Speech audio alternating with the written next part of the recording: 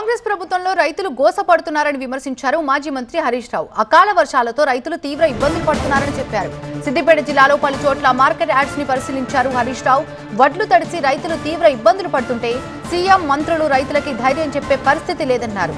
రుణమాఫీ చేస్తామని సీఎం అన్ని దేవుళ్ల మీద ఒట్లు పెట్టారని, సీఎం మాట తప్పినందుకు ప్రకృతి పగపట్టినట్టుందన్నారు హరీష్ రావు.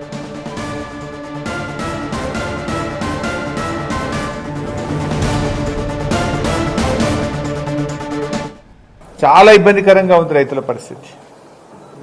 ప్రభుత్వం నుంచి కనీసం ఒక ధైర్యం చెప్పే మాట వస్తుందేమో, ఏదైనా ప్రభుత్వం ఉపశమనం కల్పిస్తుందేమో, ప్రభుత్వం ఏమైనా చర్యలు తీసుకుంటుందేమో అని ఎదురు చూస్తున్నటువంటి రైతులకు తీవ్ర నిరాశ మిగులుతా ఉంది.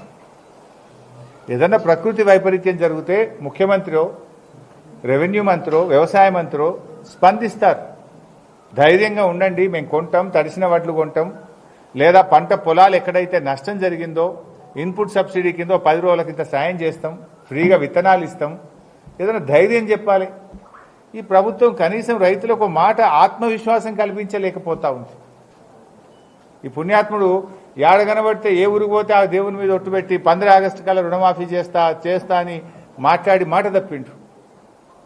మరి ఆ దేవుళ్ళకి ఏమైనా కోపం వచ్చిందా, మరి ఆ ప్రకృతికి ఏమైనా కోపం వచ్చిందా, కారణం ఏందో తెలియదు. కానీ ఇవాళ ఈ రాష్ట్రంలో వరుసగా గత నెల రోజుల నుంచి వడగళ్ల వానతో, గాలి దుమారంతో, అకాల వర్షాలతో చాలా నష్టపోతున్నటువంటి పరిస్థితి ఉంది.